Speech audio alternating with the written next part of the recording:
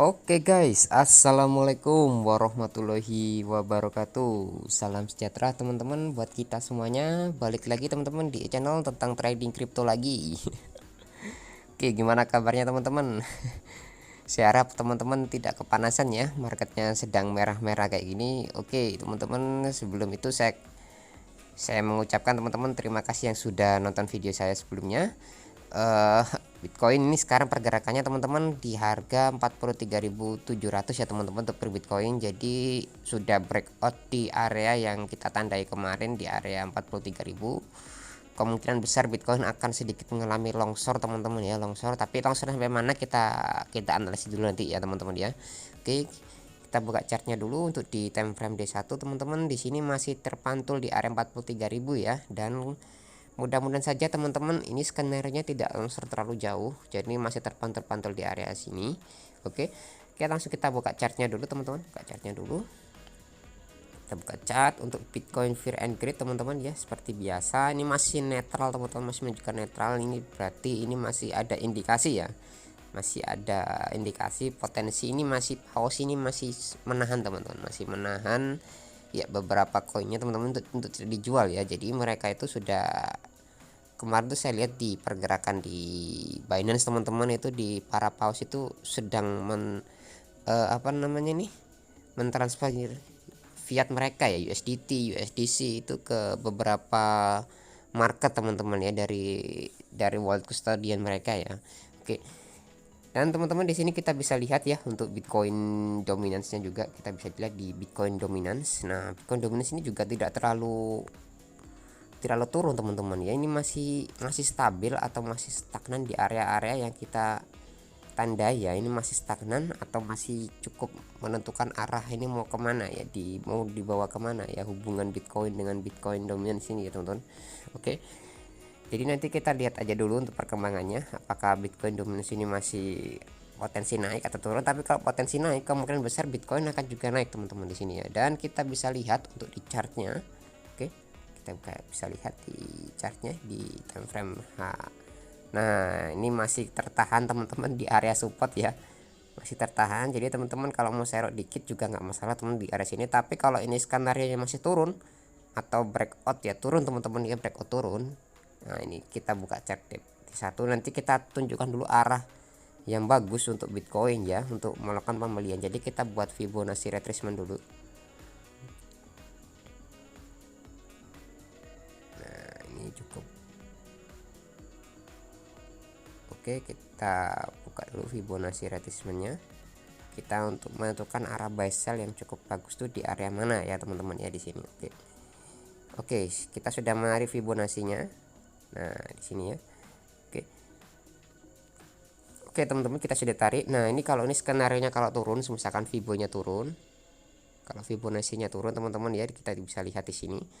Nah, untuk posisi arah yang bagus untuk melakukan pembelian teman-teman, untuk melakukan pembelian adalah di area-area yang hijau atau melakukan area green ini teman-teman. Oke, jadi kalau misalkan turun teman-teman silakan ambil posisi di area di sini ya, hijau yang agak tua ini ya, hijau agak tua, yaitu di area 41.000 sampai 38.000 ya, untuk paling bagus untuk menyerok kembali ya untuk Bitcoinnya teman-teman. Tapi kalau misalkan masih drop down lagi ya teman-teman, tinggal menunggu nasib aja teman-teman. Ini ya mudah-mudahan saja tidak terlalu parah ya. Jadi teman-teman silakan aja untuk scalpingnya juga tidak masalah di sini di area-area 41.000 dan 40 dan 38.000 ya. Silakan melakukan area pembelian di area sini teman-teman untuk Bitcoinnya nanti. Kalau misalkan ini breakout dan menuju lajur tren selanjutnya ya untuk kedepannya nanti. Tapi saya berkeyakinan teman-teman di sini Bitcoin akan kembali pulih, tapi bukan di bulan September ini, tapi nanti akan di bulan-bulan Oktober atau di bulan November yang akan ke depan teman-teman nanti ya. Jadi kita tunggu aja perkembangannya, karena di sini SEC sangat gencar-gencarnya teman-teman mengejar CSRP ya. Jadi ini agak sedikit panik lah ibaratnya, panik seller dari para investor kripto ini ya. Tapi saya tidak menyulut keyakinan teman-teman di sini Bitcoin akan turun terus. Pada saatnya akan naik kembali ya teman-teman nanti untuk kedepannya. Dan saya tadi sempat download teman-teman, untuk beberapa kalender, sempat download. Nah, ini adalah histori tiap bulan teman-teman untuk Bitcoin ya. Jadi Bitcoin ini saya lihat dari per tahun mulai dari 2017 ya, 2017, 18, 19, 2020 ini Bitcoin mengalami penurunan teman-teman. Mengalami rapat merah ya, atau mengalami rapat yang cukup parah teman-teman di sini. Oke. Mengalami rapat merah, dan September ini juga tahun 2021 akan juga mengalami rapat merah. Tapi ingat teman-teman, setiap mengalami rapat merah ya, tiap bulannya teman-teman ya, di sini ya kita bisa lihat tiap bulan teman-teman kalau mengalami rapat merah. Ini kan September ya, dari 2015, 17, 17, 18, 19. Nah, ini pasti akan diikuti pump yang cukup besar teman-teman di sini ya, kenaikan 29%. Oke. Ya. 29%, dan di sini juga teman-teman kita bisa lihat di sini. Nah, ini sudah mengalami 5 kali rapat merah dan mengalami kenaikan 29%. Nah, ini kemungkinan besar ini Bitcoin akan naik kembali teman-teman ya, paling besar 25% ya di sini ya, nanti ya kita bisa lihat nanti untuk di next month ya, atau bulan ke tahunnya. Oke. Jadi teman-teman ini September dari ini ya, September ya, dari September ini merah, ini juga pasti merah ya. Nanti tunggu apakah ini mengalami kenaikan juga sekitar 27% teman-teman, nanti sesuai dengan tahun 2020. Oke, kita tunggu saja ya untuk kedepannya nanti untuk si Bitcoin ini teman-teman. Oke ya, kita bisa lihat untuk pergerakannya nanti. Dan teman-teman di sini saya sempat ya baca ya, kenapa Bitcoin ini cukup sangat turun. Di sini teman-teman ada FOMC ya. Jadi kejadian FOMC, Fed umumkan tapering, waspada Bitcoin ambles. Jadi apa itu tapering teman-teman? Tapering adalah sendiri merupakan kegiatan oleh bank sentral untuk mengubah kebijakan moneter mereka ya, agar mengubah nilai ya atau jumlah dolar Amerika yang beredar ya. Mungkin teman-teman jumlah dan nilai dolarnya nanti kalau misalkan Fed menurunkan dolar teman-teman secara nggak langsung ya, nanti ini ada dua kemungkinan ya teman-teman, ada dua kemungkinan. Saat dolar Amerika turun, investor perlu mencari cara lain untuk menjaga kekayaan mereka, sehingga investor memilih dua aset ya, kripto dan saham, dan satu lagi emas. Jadi emas itu akan tetap stabil dimanapun harganya ya, jadi patokannya itu emas teman-teman. Jadi kalau emas naik ya dolar turun ya, seperti itu ya. Jadi kalau misalkan emas turun ya pasti dolar naik ya, jadi seperti itu. Jadi teman-teman ini analisa yang kedua. Jadi sebaliknya, jika dolar Amerika naik teman-teman, insentif atau dorongan untuk menjaga kekayaan melalui aset lain menjadi berkurang. Jadi mereka itu kalau dolar naik dipangkas menjadi naik, secara otomatis ya beberapa negara akan inflasi ya, terutama mudah-mudahan negara kita tidak teman-teman saat tapering ya. Ini sudah dites oleh Bank BI kita teman-teman, mudah-mudahan saja tidak terlalu parah ya untuk kedepannya untuk si tapering ini teman-teman. Oke. Dan kapan Bang nanti untuk melakukan untuk pembelian ya nanti? Jadi di sini ada, sehingga hal tersebut dapat mengurangi permintaan, dorongan beli dapat meningkatkan tekanan jual teman-teman untuk aset yang beresiko atau yang memiliki volatile yang sangat tinggi ya, volatilitas ya. Oke. Nah, nanti di sini teman-teman, di sini ada rencana semakin dekat dengan adanya pertemuan Komite Pasar Terbuka atau FOMC. Jadi FOMC itu dilakukan setiap menjelang akhir bulan ya. FOMC pada pidato Jerome Powell kemarin teman-teman. Jadi FOMC nanti akan terjadi teman-teman pada tanggal 23 ya sampai 24 ya nanti ya.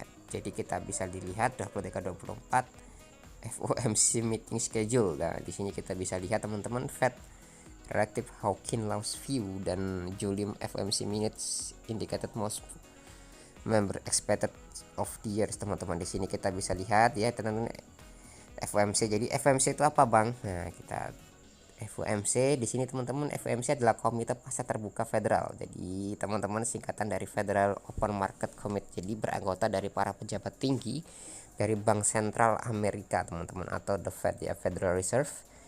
FOMC mengadakan secara untuk mendiskusi kondisi ekonomi keuangan di AS. Jadi kalau misalkan teman-teman nanti ini nilai dolarnya diubah dan jumlah dolar dalam peredaran ditarik Amerika ya, siap-siap teman-teman nanti silakan serok aset-aset yang ya minimal lah teman-teman. Anda harus menyerok emas ya teman-teman. Emas itu sangat penting banget karena emas itu adalah pure money ya teman-teman, pure money yang nanti akan digunakan untuk cadangan backup kita untuk kedepannya nanti ya teman-teman. Jadi share juga emas kok juga sangat bagus. Kripto apa bang yang bagus ya, silakan aja share yang beberapa koin yang memiliki project yang sangat bagus lah teman-teman menurut teman-teman nanti ya. Oke, jadi kita harus butuh kehati-hatian di sini teman-teman untuk melakukan tindakan kedepannya ya. Jadi kita harus membaca arah tren yang kedepannya nanti. Oke, dan di sini teman-teman, di sini nggak lupa juga di sini ada laun US ya, nanti anatomical theater of crypto regulasi. Oke, kita bisa buka juga di sini sebagai pasar teater anatomi regulasi kripto teman-teman pada saat 13 sampai dengan 20 September ya. Ini adalah di sini Tuan Bukit ya. Di sini ketua komisi pertukaran ya atau SEC Gary Gensler muncul di depan komite senat untuk urusan perbankan, perumahan, perkotaan ya. Selama persidangan kami tidak mendapatkan Gensler ingin menangani ya stablecoin. Pendapatnya bahwa banyak dari mereka mungkin ya teman-teman berupa sekuritas. Di sini teman-teman ada CTFC diperbarui ya, SEC ya teman-teman, perdagangan berkomunitas secara historis lebih lunak terhadap dari sudut ruang kripto yang berada di bawah yurisdiksi teman-teman, atau CTFC dari komunitas. Dari di sini ada kripto menjadi politik seluruh dunia terus memasok dan perkembangan kebijakan utama di Kuba mengakui kripto sekarang memungkinkan penggunaan sarana pengiriman uang dan investasi. Di El Salvador lawan atau oposisi dari Cak Nayib ya teman-teman, Cak Nayib Bukele membuat pernyataan politik dengan membakar kios kripto. Dan di Korea Selatan juga partai mayoritas bentrok dengan Menteri Keuangan atas kode pajak kripto yang kontroversial di sini. Wow. Jadi bulan September ini penuh polemik dan penuh dengan lika-liku kehidupan kripto teman-teman di sini. Dan kita bisa lihat untuk 100 tahun yang lalu teman-teman, ini pentolan dunia ya, Henry Ford 100 tahun yang lalu mengusulkan mata uang energi untuk menggantikan emas. Jadi teman-teman di sini kita bisa dilihat ya, pada tahun 1921 industri Amerika Henry Ford mengusulkan mata uang energi teman-teman pada membentukkan pasar ya, menawarkan kesamaan mencolok pada sistem keuangan elektronik peer-to-peer yang diuraikan dalam Satoshi Nakamoto di white papernya ya di sini. Wow, ini sangat mantap sekali. Pada di sini historinya teman-teman ya. Jadi si Henry Ford ini sudah meramalkan 100 tahun yang lalu ya bahwa Bitcoin ini akan ada teman-teman, dan nanti 100 tahun yang akan datang Bitcoin ini akan menjadi ya multi payment ya, mudah-mudahan saja ya teman-teman. Jadi kalau Anda mau mencicil silakan aja cicil yang enggak terlalu banyak ya, dikit-dikit aja ya. Oke. Dan di sini juga kita bisa lihat di jagat Twitter.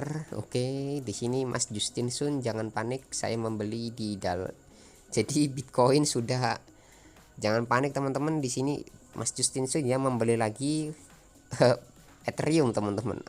I have a buy of asset. Oke, kita terjemahkan saja, saya bahasa Inggris kurang mengerti teman-teman.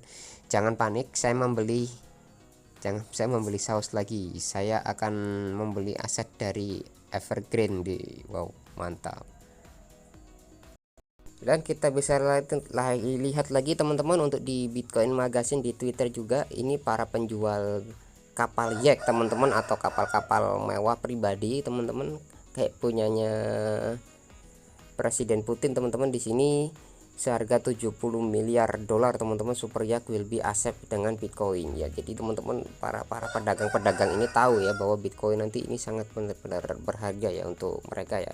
Oke, dan kita lanjut lagi next untuk pergerakan paus teman-teman. Di sini kita lihat ya, kita lihat pergerakan paus di sini apakah ada pergerakan yang besar. Nah di sini teman-teman ada 500 Bitcoin teman-teman ditransfer dari wallet, dari Coinbase ya ke wallet ya teman-teman, dari Coinbase ke wallet teman-teman di sini ya. Wow, ini berarti penandakan paus juga ikut nyerok-nyerok dikit-dikit ya di sini ya, nyerok-nyerok manja. Dan di sini teman-teman kita bisa lihat juga untuk pergerakan. Nah di sini ada ya, oke, dari 39.000 Ethereum ditransfer dari wallet ke wallet. Nah di sini ada juga 14.000 sorry ya 14.000 Ethereum ditransfer dari Gemini ke wallet teman-teman. Wow, ini sangat mantap juga ya. Oke, ini para paus juga ternyata nyerok Bitcoin juga teman-teman dari Coinbase ya. Oke, dan kita lihat juga untuk kedepannya nanti apakah nanti si pergerakan beberapa ke depan nanti Bitcoin akan naik. Apakah kita lihat dulu teman-teman bulan depan. Mudah-mudahan ini efek dari FOMC atau efek dari ya bulan ini teman-teman tidak terlalu parah ya, atau tidak terlalu ngedam parah lah ibaratnya ya. Oke, jadi teman-teman untuk paling aman silahkan serok di area 41.000 sampai 38.000 ya untuk kedepannya nanti. Oke, cukup sekian teman-teman analisa dari saya, kurang lebihnya mohon maaf. Kalau ada pertanyaan ya nanti tambahkan aja di kolom komentar ya. Oke, sampai jumpa teman-teman di video analisa selanjutnya lagi. See you.